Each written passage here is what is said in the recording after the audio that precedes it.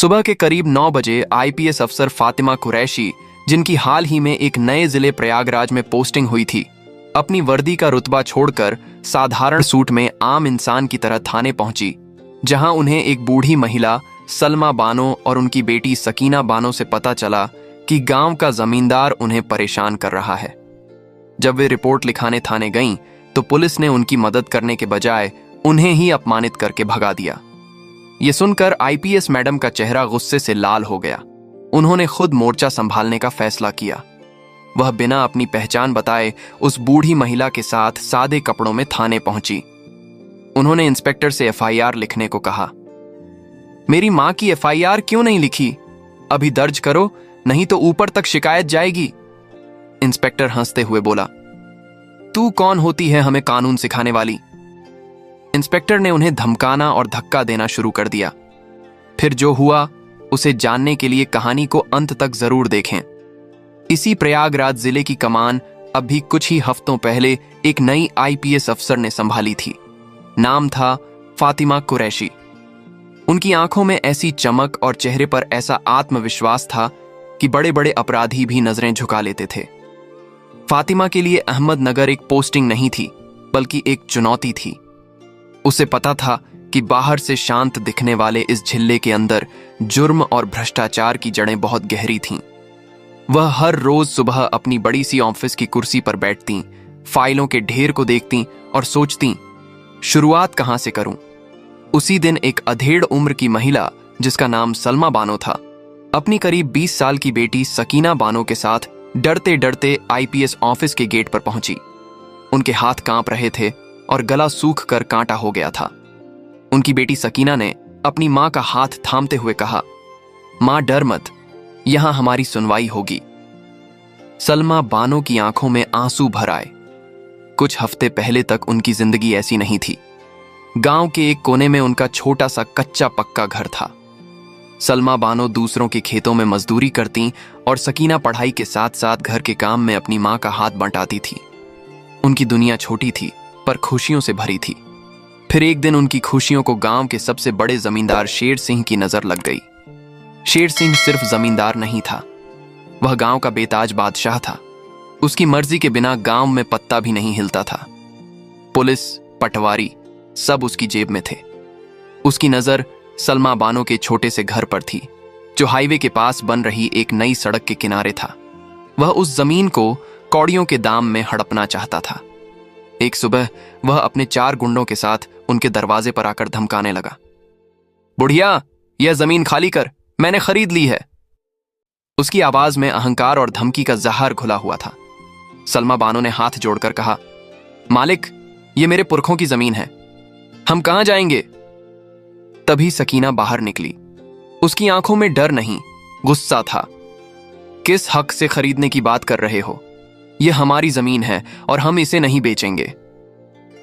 एक जवान लड़की का यूं बोलना शेर सिंह को बर्दाश्त नहीं हुआ। उसने सकीना का हाथ पकड़ लिया और बोला, बड़ी जुबान चलने लगी है, तेरी जुबान खींच लूंगा। और सुन, कल तक यह घर खाली नहीं हुआ तो तुझे उठाकर ले जाऊंगा और तेरी मां को इसी घर के साथ जला दूंगा। अगले दिन वे सीधे स्थानीय थाने पहुंचे।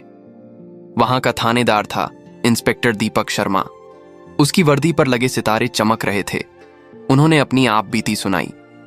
दीपक शर्मा ने उनकी कहानी सुनी जैसे कोई मजेदार किस्सा सुन रहा हो। उसने उन्हें घंटों बिठाए रखा और आखिर में बोला, देखो, शेर सिंह इलाके के इज्जतदार आदमी हैं। तुम लोग उन पर झूठा इल्जाम लगा रही हो। जाओ, घर जाओ और उनसे माफी मांग लो। सलमा बानो बोली, साहब, हमारी इज्जत का सवाल है, हमारी एफआईआर लिख लीजिए। तभी थाने का दरवाजा खुला और शेर सिंह ऐसे अंदर आया जैसे वह उसका अपना घर हो। उसने आते ही दीपक शर्मा के कंधे पर हाथ रखा और हंसते हुए बोला, क्या इंस्पेक्टर साहब, इन भिखारियों की पंचायत कर रहे हो? मैंने कहा था ना, यह नहीं मानेंगे। दीपक शर्मा तुरंत कुर्सी से खड़ा हो गया। अरे मालिक, आप आइए, बैठिए। मैं तो बस इन्हें ही समझा रहा था कि आपकी शान में गुस्ताखी ना करें। शेर सिंह ने घूरती हुई नजरों से मां बेटी को देखा और बोला, इंस्पेक्टर साहब, इनको अच्छे से समझाइए, वरना अगली बार यह शिकायत करने लायक नहीं रहेंगी। उस दिन थाने में उनकी एफआईआर नहीं लिखी गई, उल्टे उन्हें ही धमका कर भगा दिया गया। उस दिन के बाद से उनका जीना मुश्किल हो गया था। किसी ने हिम्मत करके उन्हें बताया कि जिले में नई आईपीएस मैडम आई हैं, शायद वही कुछ कर सकें। इसी आखिरी उम्मीद के साथ वे आज यहां पहुंची थीं। आईपीएस फातिमा कुरैशी की नजर गेट पर खड़े हवलदार पर पड़ी, जो सलमा बानो और सकीना को अंदर आने से रोक रहा था। फातिमा ने अपने पीए को कहा, उन दोनों को अंदर भेजो। जैसे ही सलमा बानो और सकीना कांपते कदमों से ऑफिस में दाखिल हुईं, फातिमा अपनी कुर्सी से खड़ी हो गईं। उसने देखा कि सलमा बानो कितनी डरी हुई हैं। उसने नरम आवाज में कहा, आइए अम्मा जी, बैठिए, पानी पीजिए। एक बड़े पुलिस अफसर के मुंह से अम्मा जी सुनकर सलमा बानो की आंखों से झरझर आंसू बहने लगे। उसने अपनी पूरी कहानी, अपनी पूरी पीड़ा फातिमा के सामने उतार दी। सकीना ने भी गुस्से और बेबसी से भरी आवाज में बताया कि कैसे थानेदार दीपक शर्मा ने उनकी मदद करने के बजाय उन्हीं को बेइज्जत किया और कैसे शेर सिंह थाने में बैठकर उन्हें धमकाता रहा। पूरी बात सुनते हुए फातिमा का चेहरा पत्थर की तरह सख्त हो गया। उसकी उंगलियां मेज पर रखे पेपर वेट पर कस गईं। उसे गुस्सा आ रहा था अपने ही सिस्टम पर, उन कीड़ों पर जो वर्दी पहनकर उसे खोखला कर रहे थे। फातिमा ने एक लंबा सांस लिया। वह जानती थी कि अगर उसने अभी अहमदनगर थाने में फोन किया तो दीपक शर्मा तुरंत हरकत में आ जाएगा। वह कोई झूठी ही एफआईआर दर्ज कर लेगा, गवाहों को डरा देगा और शायद सलमा बानो और सकीना को रास्ते से ही गायब करवा दे। वह इतना शातिर था कि अपने पीछे कोई सबूत नहीं छोड़ता था। नहीं, इसे हाथों पकड़ना होगा। फातिमा बोली, अम्मा जी, आप चिंता मत कीजिए, आपको इंसाफ मिलेगा और आज ही मिलेगा, लेकिन उसके लिए आपको मेरी एक मदद करनी होगी। सलमा बानो ने हैरानी से पूछा, कैसी मदद बिटिया? आपको मेरे साथ एक बार फिर उसी थाने में चलना होगा। ये सुनते ही सलमा बानो और सकीना के चेहरे का रंग उड़ गया। सकीना बोली, नहीं मैडम, हम वहां दोबारा नहीं जा सकते, वो दीपक शर्मा हमें मार डालेगा। फातिमा ने मुस्कुराकर कहा, इस बार आप अकेली नहीं होंगी, इस बार आपकी यह बेटी आपके साथ चलेगी। फातिमा ने सलमा बानो को समझाया, देखिए अम्मा जी, मैं वहां आईपीएस बनकर नहीं जाऊंगी, मैं आपकी बेटी बनकर जाऊंगी। मैं देखना चाहती हूं कि वो लोग एक आम नागरिक के साथ कैसा बर्ताव करते हैं। आपको बस इतना करना है कि आप मुझे पहचानेंगी नहीं। क्या आप कर पाएंगी? सलमा बानो की आंखों में अब डर की जगह एक नई चमक थी। उन्होंने कहा, हाँ बिटिया, तू हमारी खातिर इतना कर रही है तो हम अपनी जान भी दे देंगे। आधे घंटे बाद आईपीएस फातिमा कुरैशी एक साधारण सलवार सूट में थीं। उसने अपने बाल बांध लिए थे और चेहरे पर कोई मेकअप नहीं था। उसे देखकर कोई नहीं कह सकता था कि यह प्रयागराज जिले की सबसे बड़ी पुलिस अफसर है। वह सलमा बानो और सकीना के साथ एक प्राइवेट जीप में बैठी और अहमदनगर थाने की ओर चल पड़ी। थाने के बाहर का माहौल हमेशा की तरह था। फातिमा सलमा बानो और सकीना के साथ जैसे ही जीप से उतरी, थाने के भीतर कदम रखते ही एक अजीब सी घुटन ने उनका स्वागत किया। वह अंदर गईं और बोलीं, साहब, हमें रिपोर्ट लिखवानी है। इंस्पेक्टर साहब कहाँ हैं? कांस्टेबल बोला, इंस्पेक्टर साहब बिजी हैं, कल आना। फातिमा ने अपनी आवाज थोड़ी ऊंची की, हमें आज ही रिपोर्ट लिखवानी है और अभी बुलाइए अपने इंस्पेक्टर साहब को। उसकी आवाज की दृढ़ता से मुंशी थोड़ा चौंका। उसने अंदर की तरफ आवाज लगाई, अरे कोई है, देखो ये कौन चिल्ला रहा है।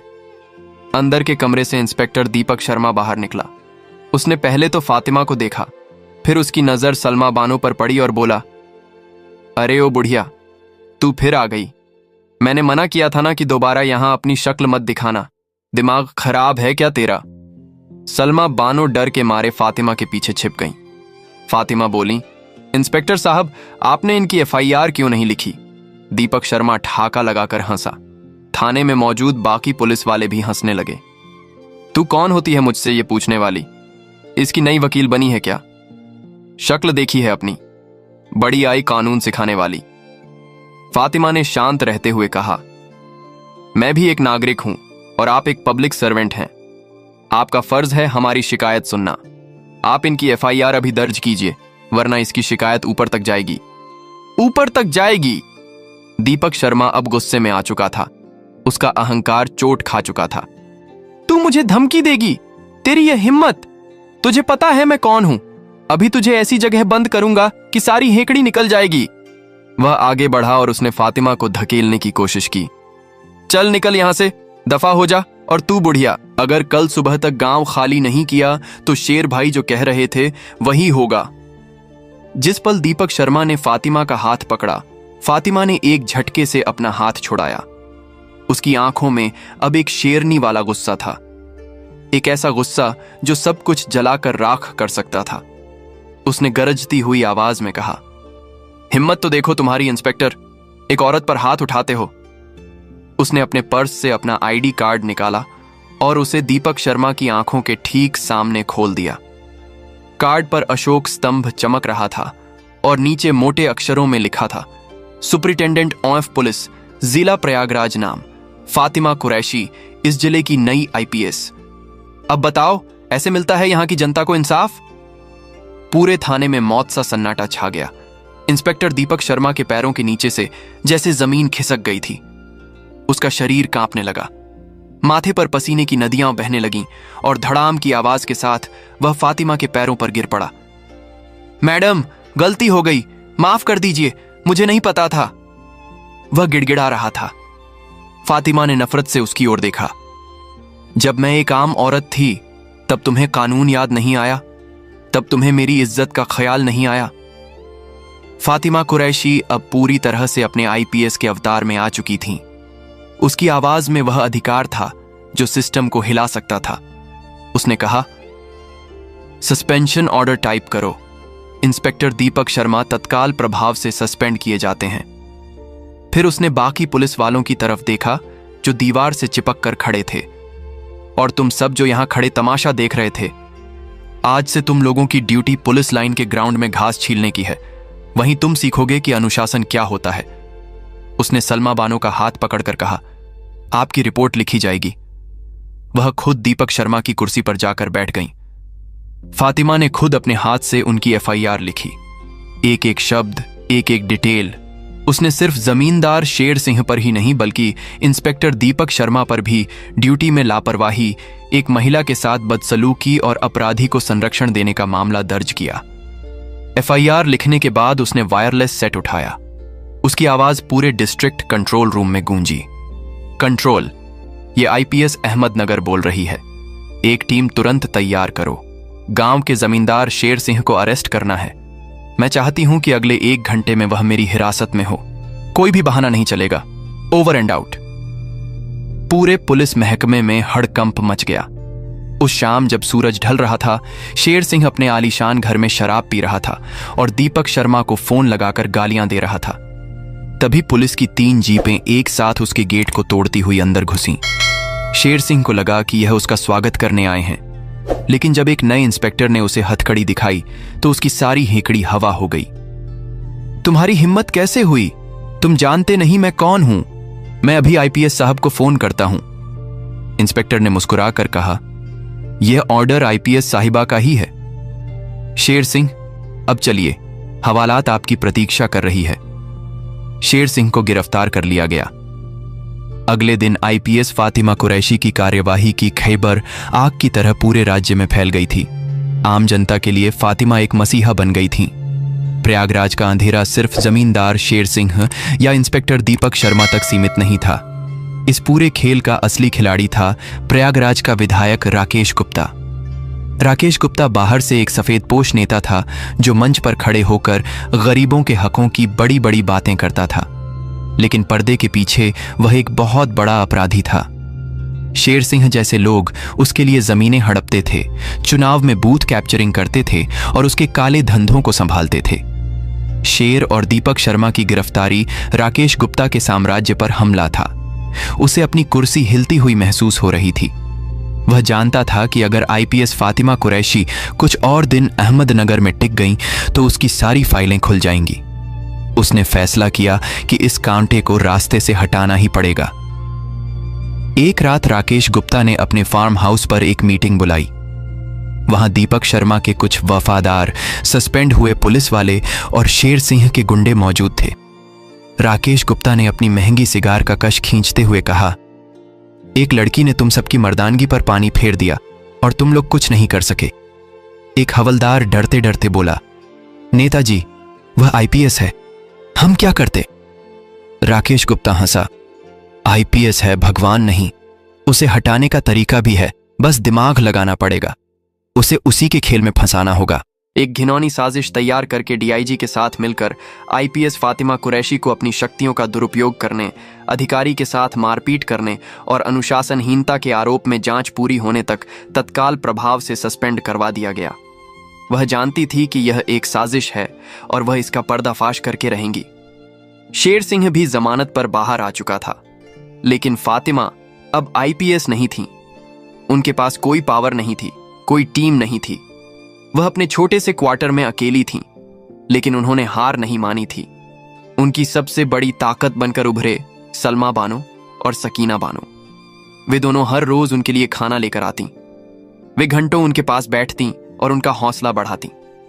एक और इंसान था जो चुपचाप फातिमा के साथ खड़ा रहा था, उनका भरोसेमंद कांस्टेबल मोहम्मद रवि। रवि जानता था कि मैडम बेकसूर हैं। वह ड्यूटी के बाद चोरी छिपे एक महिला पत्रकार नेहा वर्मा के साथ फातिमा से मिलने आता और उन्हें थाने और जिले में चल रही गतिविधियों की जानकारी देता। वह फातिमा की आंख और कान बन गया था। अब एक नई टीम बन चुकी थी, एक सस्पेंडेड आईपीएस, एक ईमानदार कांस्टेबल और एक निडर पत्रकार, और उनका मिशन था राकेश गुप्ता के काले साम्राज्य का पर्दाफाश करना। तीनों ने मिलकर काम करना शुरू कर दिया। तभी फातिमा ने एक खतरनाक लेकिन फूल प्रूफ प्लान बनाया।